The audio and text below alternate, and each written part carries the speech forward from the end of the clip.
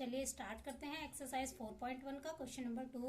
Represent the following situation in the form of quadratic equation. यहाँ पे हमें कुछ सिचुएशन दे रखे हैं इस क्वेश्चन में, हमें उसे किस में फॉर्म करना है, क्वाड्रेटिक इक्वेशन फॉर्म करनी है उसकी। तो फर्स्ट पॉइंट है the area of rectangular plot is 528 metre square, the length of the plot in meters is 1 more than the twice its breadth. We need to find the length and the breadth of the plot. इस question में हमें एक rectangular plot का area दे रखा है, हमें find क्या करना है, उसकी लेंथ और ब्रेथ फाइंड करनी है। जो लेंथ है वो क्या है, 1 more than twice its breadth, मतलब ब्रेथ का ट्वाइस भी है और 1 more than भी है। तो सबसे पहले जो हमें फाइंड करना है उसे लेट कर लेते हैं। Let breadth of plot, breadth of plot को अगर हम एक्स लेट कर लेते हैं तो लेंथ क्या हो जाएगी, length of plot. Length of plot क्या है, 1 more than twice its breadth। तो ब्रेथ का ट्वाइस, तो ब्रेथ का हमने ट्वाइस कर दिया और 1 more than यानी कि एक ज्यादा, 1 more than भी कर दिया। ये हमारी क्या हो गई, इसकी लेंथ हो गई। अब एरिया क्या दे रखा है हमें, एरिया हमारे पास क्या दे रखा है, 528 मीटर स्क्वायर। एरिया का फॉर्मूला क्या होता है, लेंथ इंटू ब्रेथ। हमें लेंथ कितनी है हमारी, 2x + 1, 2x + 1 और ब्रेथ कितनी है इसकी, x। तो ब्रेथ को मल्टीप्लाई करना है, तो इंटू x इक्वल टू 528। 2 को x से मल्टीप्लाई करेंगे तो ये आएगा 2x स्क्वायर प्लस, अब x को 1 से मल्टीप्लाई करेंगे तो कितना आ जाएगा, x। अब ये प्लस का इधर आएगा तो माइनस का 528 इक्वल टू 0। अब इक्वल टू में कुछ भी नहीं है तो 0। हमें उसे सिर्फ इक्वेशन बनाने को बोला है, इसे सॉल्व नहीं करना। अगर हम इसे सॉल्व करेंगे तो जो हमारी x की वैल्यू आएगी वो हमारी ब्रेथ हो जाएगी और हम उसे इसमें पुट कर देंगे तो हमारी क्या आ जाएगी, लेंथ आ जाएगी। चलिए सेकंड पॉइंट स्टार्ट करते हैं। The product of 2 consecutive positive integer is 306। We need to find the integers. यहाँ पे हमें कह रहा है कि दो पॉजिटिव इंटीजर्स का जो प्रोडक्ट है वो कितना है, 306। We need to find the integers. तो कॉन्जिक्यूटिव इंटीजर्स कौन से होते हैं, जैसे कि पहला अगर 1 हो गया तो दूसरा 2 हो जाएगा, तीसरा 3 हो जाएगा। तो लेट कर लेते हैं, let the first integer, first integer को हमने क्या लेट कर लिया, x। तो सेकंड इंटीजर हमारा क्या हो जाएगा, सेकंड इंटीजर हमारा क्या हो जाएगा, x + 1। अब हमारी इक्वेशन क्या बन जाएगी, इनका जो प्रोडक्ट है वो कितना है, 306। प्रोडक्ट कितना है, 306। प्रोडक्ट क्या होता है, दोनों नंबर का मल्टीप्लाई। तो अगर हम x को मल्टीप्लाई करेंगे किससे, x + 1 से, तो हमारा जो क्या आ जाएगा, 306। अब x को x से मल्टीप्लाई करेंगे तो x स्क्वायर, x को 1 से मल्टीप्लाई करेंगे तो x प्लस का इधर आके माइनस का 306, ये इक्वल टू 0। ये हमारी इक्वेशन बन गई। अगर इसे सॉल्व करेंगे तो जो हमारी x की वैल्यू है वो हमारा फर्स्ट इंटीजर होगा और जो सेकंड इंटीजर है उसमें 1 प्लस कर देंगे तो हमारा क्या आ जाएगा, सेकंड इंटीजर। चलिए थर्ड पॉइंट सॉल्व करते हैं। Rohan's mother is 26 years older than him, the product of their ages. चलिए थर्ड पॉइंट शुरू करते हैं। Rohan's mother is 26 year older than him, the product of their ages 3 years from now will be 360। We would like to find Rohan's present age. इस question में हमें रोहन की present as find करनी है और जो रोहन की मदर है वो 26 ईयर्स बड़ी है किससे, रोहन से। ठीक है, तो चलिए लेट कर लेते हैं रोहन की age. Let present age of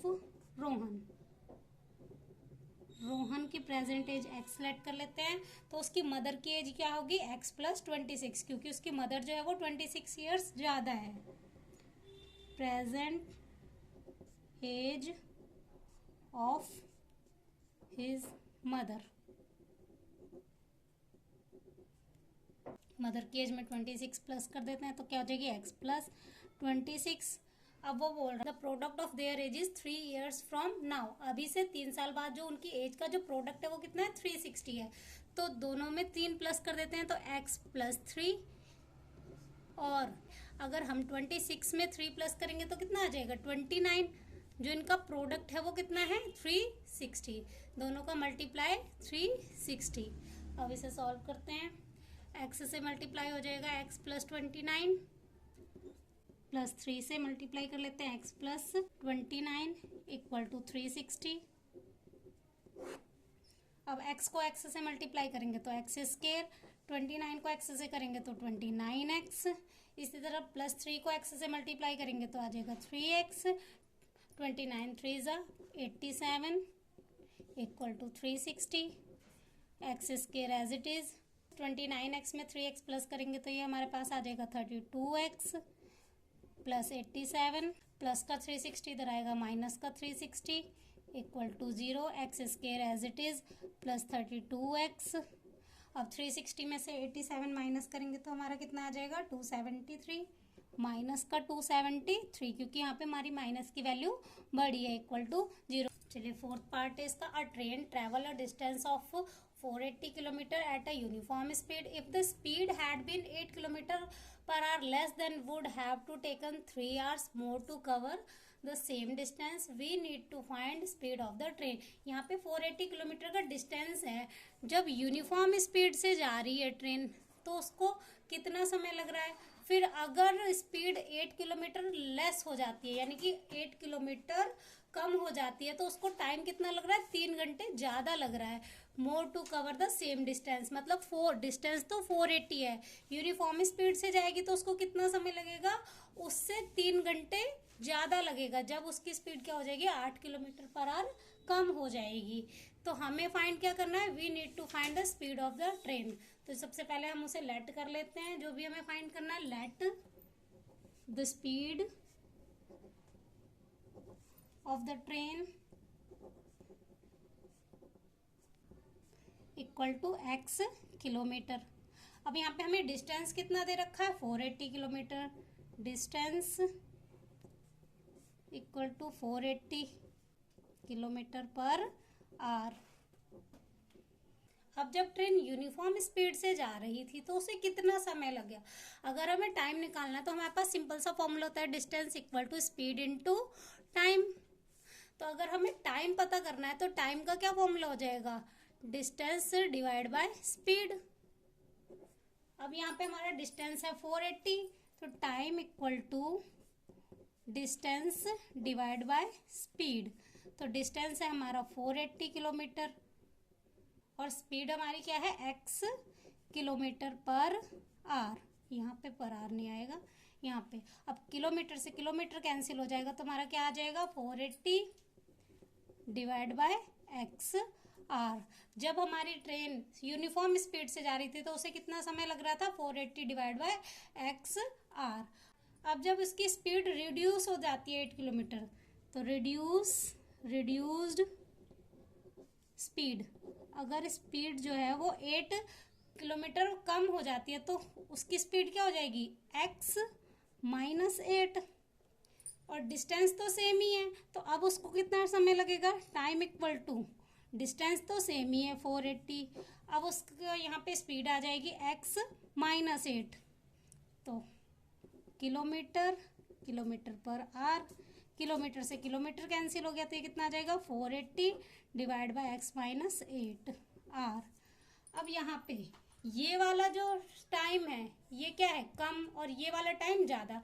जब ट्रेन की स्पीड कम हो जाएगी तो ऑब्वियसली उसको टाइम क्या लगेगा ज़्यादा लगेगा, तो ये वाला टाइम हमारा ज़्यादा है और ये वाला टाइम हमारा कम है। अब ये कितना ज़्यादा है 3 घंटे ज़्यादा है, उसको कितना ज़्यादा समय लग रहा है 3 घंटे। दैट मीन्स अगर हम इनका डिफरेंस निकालेंगे तो इसमें कितना आएगा 3, क्योंकि इनका जो डिफरेंस है वो कितने का है 3 घंटे का है। इसे सिंप्लीफाई करते हैं अकॉर्डिंग टू क्वेश्चन। ज़्यादा वाला समय हम पहले लिख लेते हैं 480 divide by x minus 8 minus कम वाला 480 डिवाइड बाय x, डिफरेंस कितना है 3 घंटे का।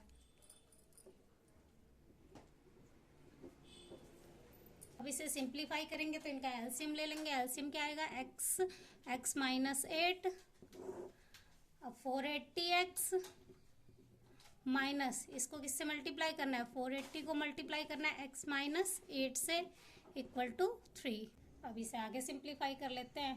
यहाँ पे हो जाएगा 480x माइनस 480 को x से मल्टीप्लाई करेंगे तो ये भी आ जाएगा 480x। अब 480 को माइनस 8 से मल्टीप्लाई करेंगे तो प्लस की वैल्यू आएगी, क्योंकि माइनस से माइनस कैंसिल होके प्लस आ जाएगा। तो क्या आ जाएगा 3840 डिवाइड बाय x को x से मल्टीप्लाई करेंगे तो x स्क्वायर माइनस 8 को x से करेंगे तो 8x इक्वल टू 3।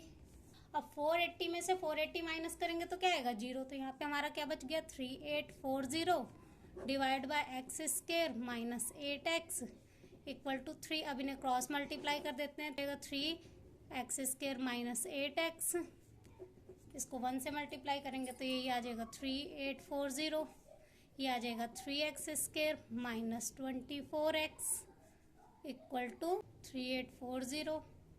अब ये प्लस की वैल्यू इधर आएगी तो माइनस की हो जाएगी 3x square minus 24x minus 3840 equal to 0। अब ये तीनों ही नंबर जो है 3 से डिवाइड हो रहे हैं तो हम बोथ साइड क्या कर देते हैं divided by 3, both side divide by 3।